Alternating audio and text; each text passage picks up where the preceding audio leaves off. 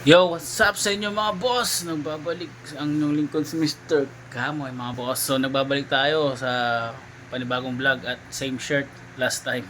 Kasi nilabahan na, so coincidence. Charot. So yan. Bago natin umpisan yung vlog natin mga boss, maraming salamat po sa lahat ng nanood sa video natin doon sa Winker mga boss na kaka-upload lang nung nakarang araw lang mga boss. So salamat sa inyo mga boss dahil patuloy kayong sumusuporta kahit 90 views, 100 views, 50 views yung ating mga views sa YouTube mga boss. Ako'y nagpapasalamat pa rin dahil kahit paano mayroon at sumusuporta sa atin mga boss. At sapat na yun para isang magbigay ng isang galon or isang katutak na gasolina para sa atin para mag-vlog pa na mag-vlog mga boss. Di bali ng kunting manood basta tunay mga boss. So, yon ang vlog natin for today's mga boss. Kakabit natin yung isang detail ng Indonesian concept mga boss, which is yung bago ko i-reveal kung ano yon, tara na at panoorin natin ang intro.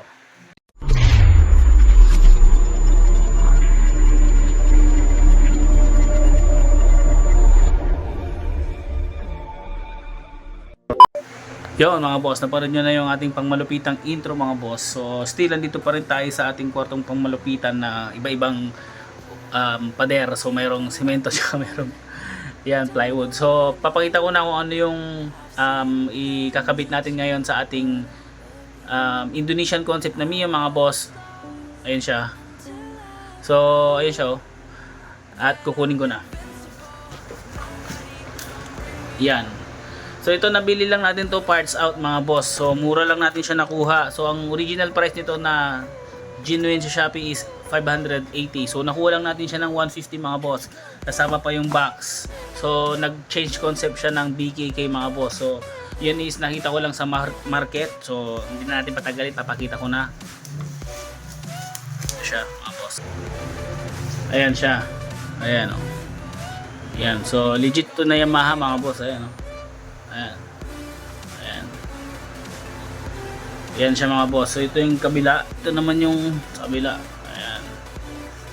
Ayan. So tingnan natin kung babagay sa Mio natin mga boss. Tara na, punta na natin yan. Ayan siya. Let's go. Ayan siya mga boss, diba? See? Pero bago natin umpisan na ikabit ito mga boss, syempre lilinisan natin yan. Kasi as you can see, galing tayo ng bukid. Dumi yan. Walang malinis.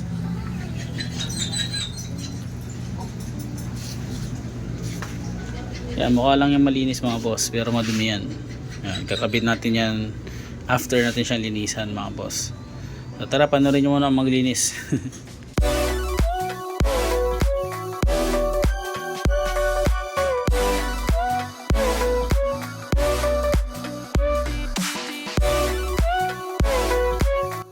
Natapos na natin siyang linisan mga boss. So patutuyin na natin siya gamit itong chamois mga boss. Ayan, so tiis-tiis lang kayo, kakabit ko din, antayin nyo lang. Pabayin lang natin yung video mga boss. So punasan ko lang, and then mamaya i-review natin yung salamin nang makita nyo lang mas maganda mga boss. Tapos pagkukumpare natin siya sa BKK at saka sa Indo. So papakita ko kung ano itsura ng BKK at saka itsura ng Indonesian. Tapos sa susunod na araw or sa susunod vlog, magawa tayo ng content para sa Indo concept at ano yung mga dapat ilagay sa Indo concept mga boss. So wait lang mga boss. So umpisa na natin mga boss. So ito yung ating dating ginamit na pang BKK. So orig Yamaha po ito mga boss, tignan nyo. Ayan, hindi po siya kinakalawang. Ayan o, pag peke po ito, kinalawang na po yan. So orig ano po ito, Yamaha mga boss. Yan, so for sale na rin ito mga boss. Ayan siya mga boss. Ito rin naman, ito yung Indo na tinatawag. Indo side mirror mga boss. So rig Indonesian din to, may Yamaha. Tapos ito yung thread makapal. Tapos itong plastic na ginamit. Tapos yung salamin. So titingnan nyo mabuti.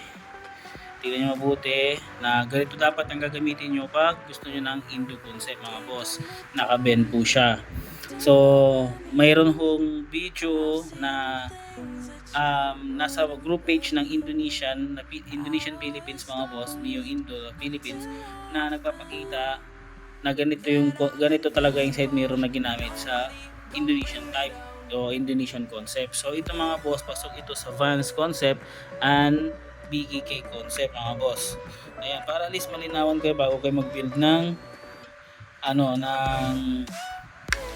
bago kayo mag-build ng Malaysian ay ng Thailand BKK at Indonesian concept. So ayan, as you can see dun sa screen na finilash natin mga pictures kung ano yung pinagkaiba ng Indonesian at saka pinagkaiba ng BKK. So makikita nyo doon na halos parehas lang. Yung problema lang magmula sa, so papakita ko sa inyo na lang sa susunod na vlog yung mga pinagkaiba ng BKK at saka Indonesian. So for the meantime, briefing ko lang kayo kung ano yung pinagkaiba nila.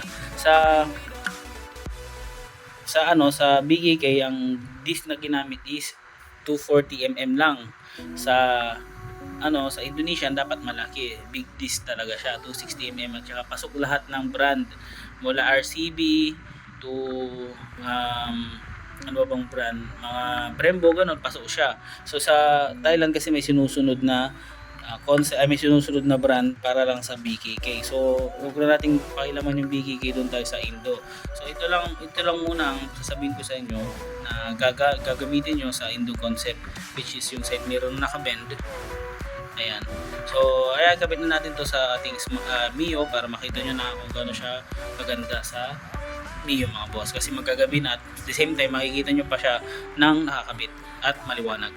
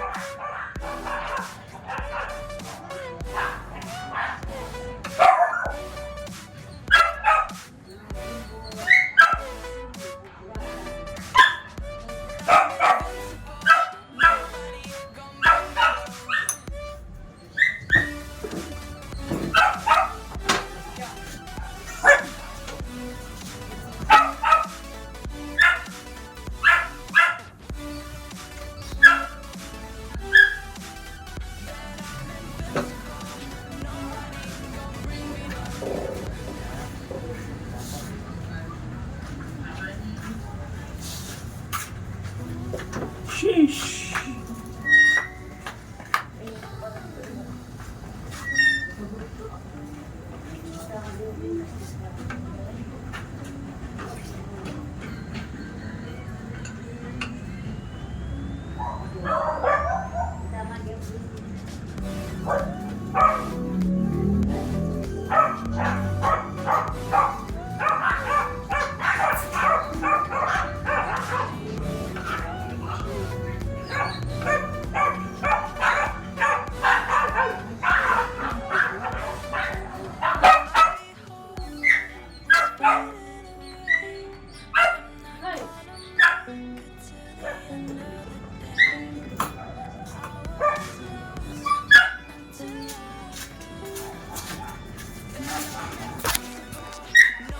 So yun mga boss, nakabit na natin.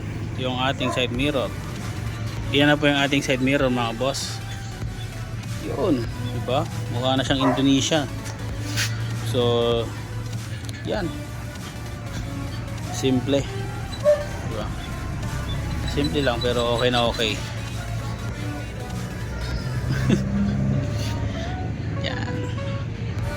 Yan, dito na natin tinatapos yung ating vlog mga boss sa ating pagkakabit ng Indonesian side mirror mga boss. So, konti na lang.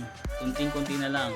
So, last siguro na natin yung mags kasi medyo mahal yun. So, unahin lang natin yung inner panel, mga dashboard, mga ganon. Tapos yung mga ibang detail, yon. So, dito na natin tatapusin yung vlog. Maraming salamat sa palaging nanonood, sa mga laging nakatutok sa ating vlog, and then sa mga bagong subscriber, welcome kayo dito sa Kamoy TV mga boss. So like and subscribe sa ating YouTube channel, and then follow nyo kami sa aming Facebook na Kamoy. So dito natin tapusin vlog. Peace.